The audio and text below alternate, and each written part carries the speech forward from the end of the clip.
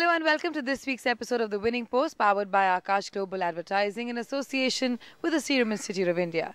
On The Winning Post this weekend, the golden voice of horse racing, Jim McGrath, tells us about his experience in India. A completely different style is something that I'd never experienced before. We catch up with Mr. Surinder Reddy, the chairman of the Hyderabad Race Clubs, who tells us how important it is to lower the taxes for horse racing to succeed. If we are all united, I'm sure we'll be able to achieve our objectives, especially now with the service tax. The demands, some of them look very unreasonable. Also find out how difficult it is to train horses to jump out of the gate. It's not a job for everyone and there's not many of us around. The golden voice of horse racing, Jim McGrath, was down here in India for the Indian Derby as well as for the Invitation Cup weekend. Mahindra Malia of The Winning Post got a chance to catch up with his international counterpart. Let's have a look.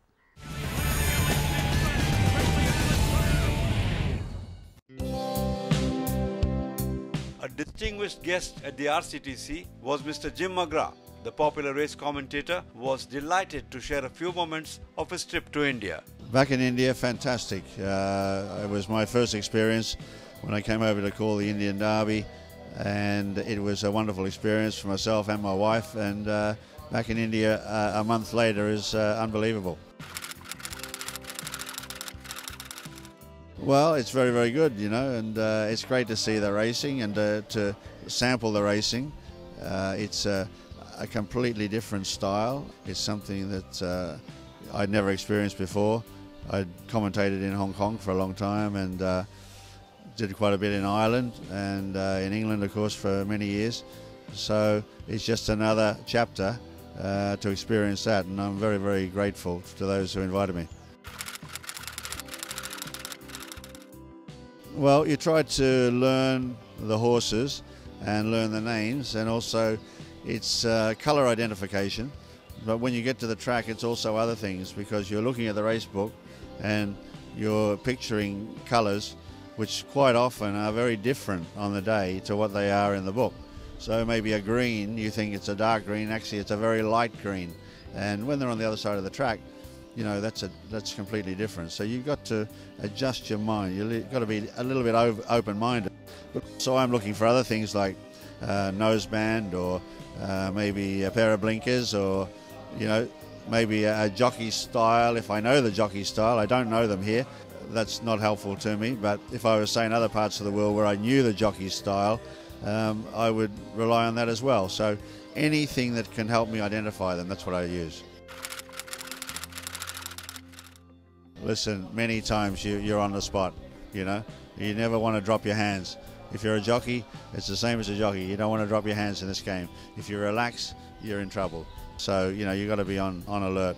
But I've called 20 Grand Nationals in the UK, 40 runners, 4.5 miles, 30 jumps, horses everywhere. That sort of thing is a type of race that keeps commentators awake at night. I enjoy it. You know, I always wanted to be when I was a little kid, when I was growing up. My father in Australia, he was a bookie, and I used to go with him to the races. And between races, I used to look at the race book and try and memorise the horses. And when I was about 8, 9 or 10, I used to practice doing my own commentaries in the stand, which was a bit embarrassing to my immediate family, who wouldn't stand with me. Always fascinated me, so it's something I always wanted to do, and I have done it, which is great. Yes, I would. If you love it, if you've got a passion for it, do it, and you have to practice and practice, and get yourself a recorder, do commentaries at the track in a sort of a deserted part of the track if you can, or sit at home and look at the TV and do it, but you have to just listen over and over, and you will eventually get some sort of a fluency. You learn as you do it. It's not, you can't train, you can't go to a university and do it as a course, you know. Storm on the outside, ranges up, grabs the lead for Jimmy Fortune, coming from the clouds now, Hemisphere, but Superstorm wins the Indian Derby from Windstream in second, third Hemisphere.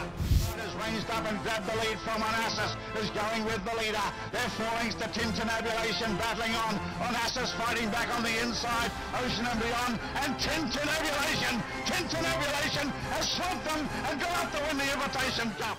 Let's head across now to Singapore for some top-class racing, the Polytrack Championship.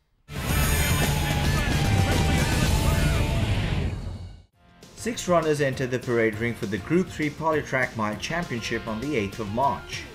Flying Fulton from Mark Walker's stable had won the Group 3 Colonial Chief Stakes at the end of 2012 before following that up with another victory. Looking for his first victory in 2013, however, Flying Fulton had Morera on board to help him do that. Lizer from Pat Shaw's yard had won the Group 3 New Year's Cup on New Year's Day over 1900 metres over the surface and had followed up that victory with 2 seconds in Group 3 races, including the Fortune Bowl. With Baron Voster on board, he was well supported in the market. Lizer had beaten the Steve Burridge-trained Black Ice on New Year's Day, and the latter was back in the lineup with Alan Munro on to reverse that form after a victory coming into this race. Nandora from Michael Friedman's stable had run third in the Group 3 Woodlands Classic, and despite being a kilo better off today, needed to find 2 lengths on Lizer from that race. As the starter set them away, it was Nandora who went out to the lead. Flying Fulton came away running, although he's being restrained now. Going up on the outside, Nandara from the outermost gate is going forward in a hurry, and he takes on What Now and also Lazar for the lead, and Black Ice kicking through near the inside. The favourite Flying Fulton has gone back to second to last, and the grey Arowana.com is at the rear. Up the side they go, and Nandara found the lead, trying to be eased in the lead now by Nunez, but as they go by the 1200, he led by a length over What Now second. Over on the inside is Black Ice, followed by Lazar, then came Arowana.com, and over on the fence then is Flying Fulton. They're on their way down the back, 1,000 metres to go on the Polytrack Mile Championship, and Nandara shows the way, a length and a quarter.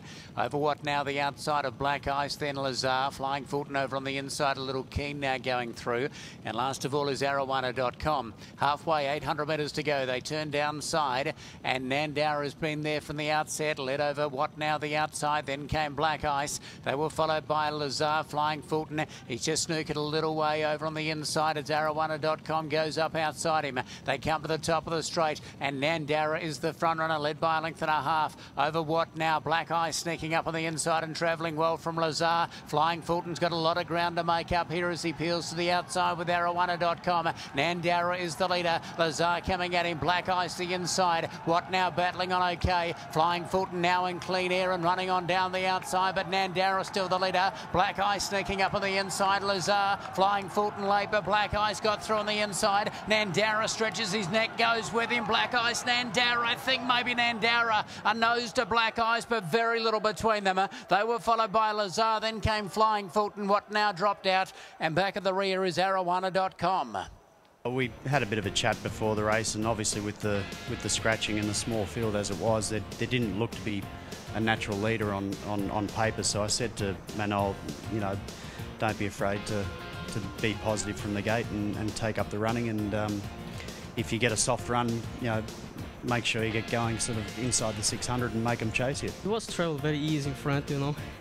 Around 600 meter, I was like, have a plenty horse on left, so I just let him roll, and the home straight. They come, I think it was inside, like, it just put like head by head to him, but he fight back and he won the race. In what was a brave and determined performance, Nandora and Nunez fought back to deny Black Ice and Lizer at the post. Nandora is a son of Savabil and has won 7 times in Singapore so far. Time now for a short break here on the Winning Post, but stay with us. When we return, we'll find out how difficult it is to train a horse to jump out of the gate successfully.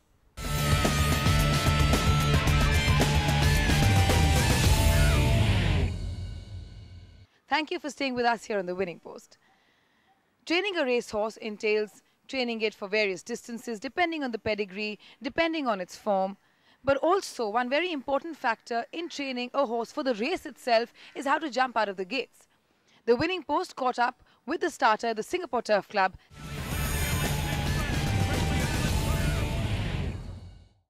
The job of a starter is amongst the most integral in horse racing and isn't one on the beaten path. Dale Jeffs is the man in the hot seat at the Singapore Turf Club. It's not a job for everyone, and there's not many of us around. But I started on a racecourse, Rosehall Racecourse in Sydney, in Australia, when I was a 16-year-old. I went there as apprentice greenkeeper to learn how to grow the grass, mow the track, look after the training tracks. When I was 17, they made a decision to train me up as assistant starter. So I worked at Rosehall Racecourse for some 20 odd years, and then moved around to other racecourses. Progressed to being racecourse manager, but also the assistant starter and starter as well. And then the opportunity came up to move to Singapore, and for myself and my family to have something, a bit of international experience. So yeah, it's just something happened. It was never designed that way, and it's the best thing that ever happened to me. Getting a horse passed for racing is a long and sometimes difficult process. The Singapore Turf Club ensures that all must be adequately tested before being allowed to race. Every horse that comes to Singapore, whether it's previously unraced or raced, must come to us, and we see it go through the barrier twice. We have what we call a 400-metre test. It's what we basically term a jump out. We must see them go into the barrier without too much fuss, too much delay, not dangerous.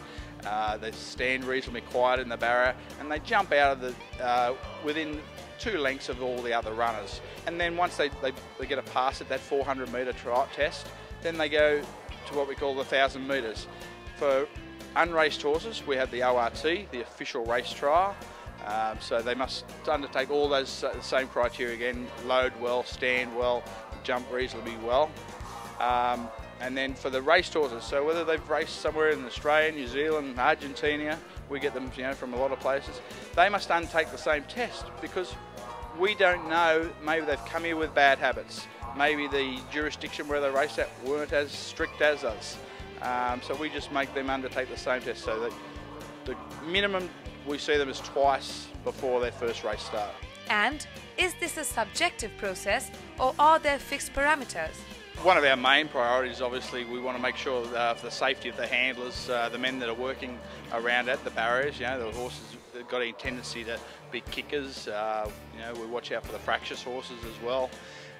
Me and my staff write a lot of notes, so we keep a very important database. So when the horses end up coming to the races, we know whether that horse needs a blindfold, maybe use the buggy whip on it, needs to be pushed, and we also then write those notes where the horse maybe can kick, can be fractious in the barriers and so forth. So we have the best available knowledge on a race night. We have our set parameters that, especially on the loading side, it takes no longer than 30 seconds to load a horse. But we don't want to have 4 or 6 men having to get around and bundle a horse into the gates, because when it comes to race night, we have 14, 16 horses to deal with, and we have other duties to do. We can't just put all that manpower on one horse. With the fractious side, when we fail a horse, that, I've got to say, that's not the favourite part of my job, but it's a part that needs to be done, because we want, and everyone in the Singapore Turf Club and the punters as well, want the race days and race nights to go as smoothly as possible. When you put your hard-earned money on a horse, you don't want it being upset. When it's already in the barrier, maybe it's being upset by another one that's difficult load or starting to play up in the gates. So we are very tough here in Singapore to try and make our product look the best it is. So whilst I probably upset some owners and some trainers along the way, it's for the whole betterment of the industry as a whole. A trainer's role in getting a horse ready for the barrier cannot be under-stressed. It's probably right from the start when you get the horse, you have to put him through and so that he's not scared of it. Sometimes too the horse could be perfect, the way we practice with him, and then come trial day or race day he's nervous, which you can't control. So it's sort of plenty of work, and as long as you've got good staff and they do the best they can. No, as long as they're not scared of them, so we walk them back through after their work and spend a bit of just time and time with young horses. It's the best thing you can help them. So we've been lucky, but the main thing, you've got good staff and teach them as good as possible. Firstly, we have to get them educated overseas before send over here, and then when they started to do some work, I'll get the boys to walk him in the stalls. So we'll see from there whether he's already, confidence in the gates or not. If he's all right, but I'll do that for about after 1 month's work, and then get them to the barrier for about 2 weeks. Every day walk them in, and after that we will start to cross the gate and let them have a jump up 200 meters. From there, then we can see how they fare in the jump up. Yeah. Managing a barrier can be difficult, especially when the starter needs to ensure that all the runners get off fairly. Look, it's all about obviously what we see, but it's a lot about our hearing, and as you say, we get a lot of feedback from the jockeys. We get a lot of what we call boy who cry wolf sometimes, and that's fine because we know that jockey is out there to do his best for that on that single horse and that owner, that trainer. But we can't be just waiting for just maybe the horse is not 100% standing correctly, because we do have some fractious horses here, and once again it goes back to the safety factor.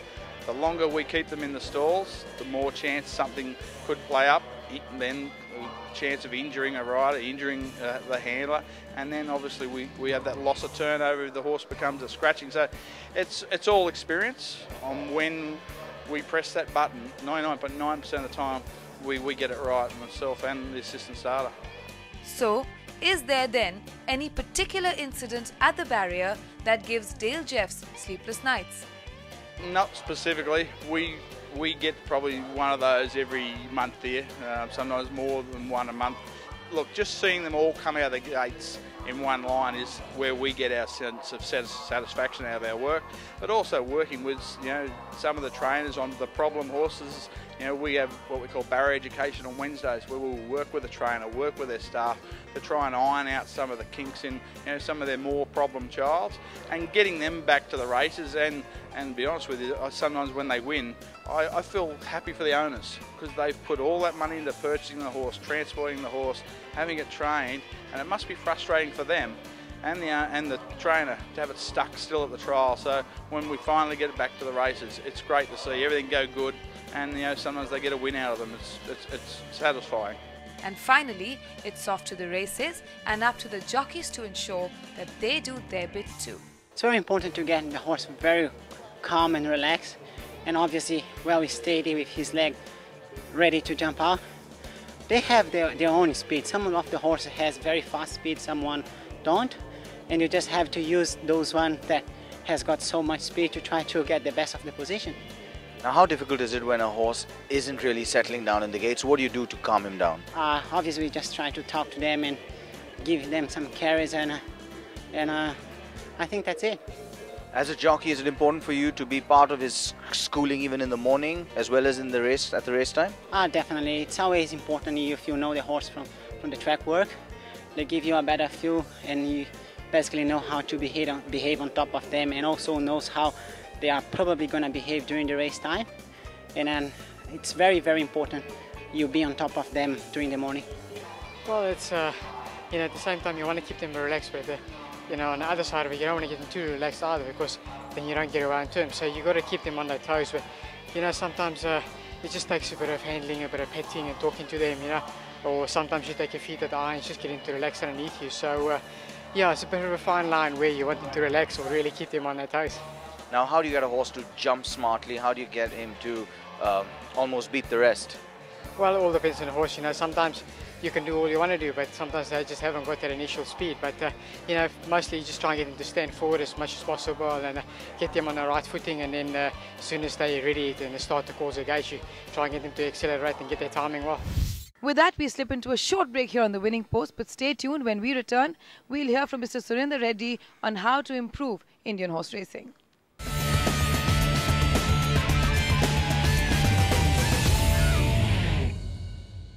Welcome back to the Winning Post. 2 weeks ago was the invitation weekend in Calcutta. Now, although it was of course very important for the racing fraternity, it was also memorable for Mr. Surinder Reddy, the chairman of the Hyderabad Race Club. He was conferred the Lifetime Achievement Award, and the Winning Post caught up with him.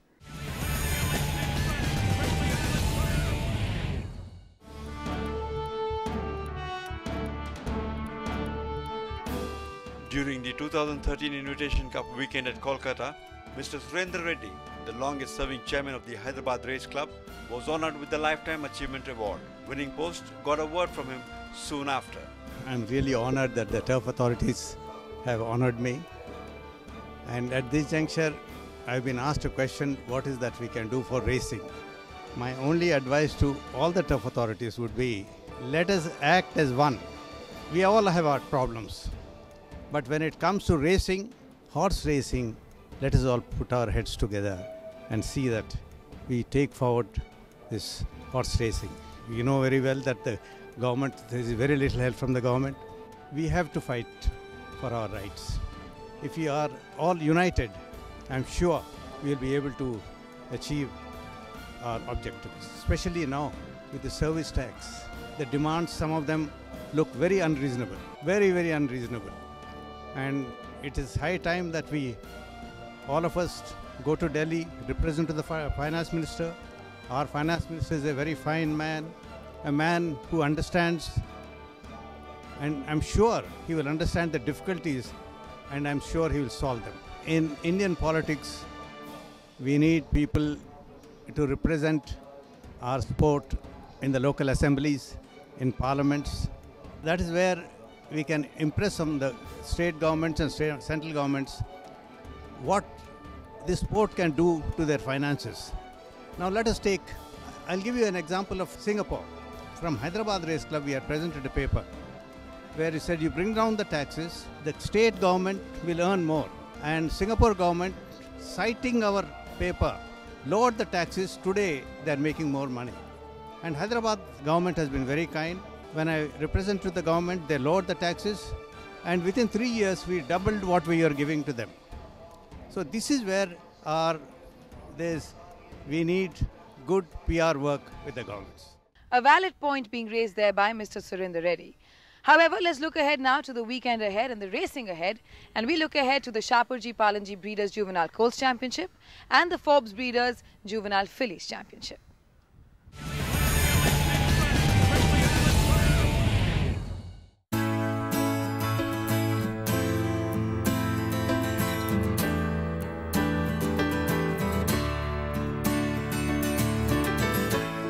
The Forbes Breeders Juvenile Fillies Championship Grade 3 and the Shapoorji Pallonji Breeders Juvenile Colts Championship Grade 3 are two top races scheduled for this weekend. Both races have a good representation. However, Starry Eyes stands out as a clear favourite after a narrow loss to Murai in the Poonawalla Breeders Multi-Million Grade 1 despite an eye-catching run. She has the form and the quality to clinch it this time. She's well, she's taken her race well, she's come out of it well, and I think she should do well in this race. She worked fairly well today. Bound to be taking the Poonawalla run into consideration, she's bound to beat the favourite. He won his last race well. He's improved considerably on his last run, and I'm sure he'll run a very big race. The challengers are ready to battle though, and Bright Lady is preparing herself well. Bright Lady, I think she's a very nice filly. I have a lot of big hopes on her. But after her last run, she did have a little setback, which she is coming back okay. Today's morning work was quite good, quite impressive. I'm happy with her and hoping for the best. Young Adhiraj Singh Jodha has Adam Spirit in the fray. I've got Adam Spirit running Forbes Juvenile Fillies Million. She's had one start before this. She's finished 4th in a 6 furlong finishing on. I feel she's bred by Sedgefield, so she'll definitely get the trip, which is what was suggested when she ran the 6 furlong. Adam Spirit worked with Cyclops, who's running the Colts. So she did fairly well. She was level with him. I didn't want to work her too hard because being a filly and just about a couple of days before the race, just an easy workout. She's fit. Let's hope she runs a good race. Trance worked well with Jimmy Fortune atop and looked good going on a quick gallop. She finished a length ahead of National Pride, clocking 52 seconds for 800 meters, the last 600 meters taking just 38 seconds. Indian Touch 2 was limbering up, preparing well and looked on target. She moved well while clocking a minute and 20 seconds for the 6 furlong gallop, quickening the tempo to an impressive 38 seconds for the last 600.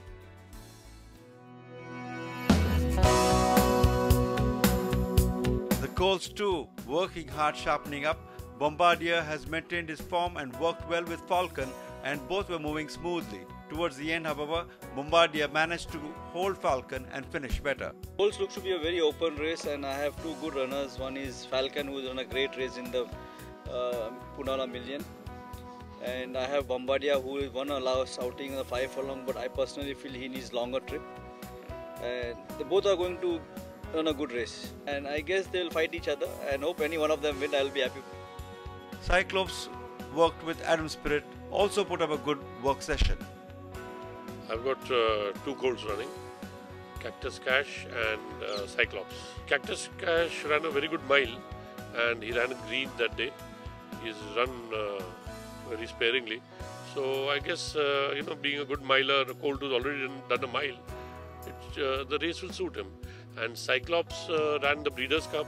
He at one stage had almost passed them all, and then he stopped, and I thought that was due to he needed to be gelded. So we gelded him. There is a disadvantage first run after gelding, but we've given him enough time also, so I hope he runs well. Scenic Warrior went along with Sophisticated and covered the 2-length head start that Scenic Warrior gave his companion. They clocked 1 minute 20 seconds for 1200 and the last 600 taking 39 seconds. Well, that's all we have time for on this weekend of the Winning Post. Remember, if you've missed anything, you can always catch it on our YouTube channel. That's www.youtube.com/winningpostracing. Also, follow Mohit Lalwani's tips on Twitter. His handle is @Mohit Lalwani. Thank you for staying with us and see you next week. Until then, may the horse be with you.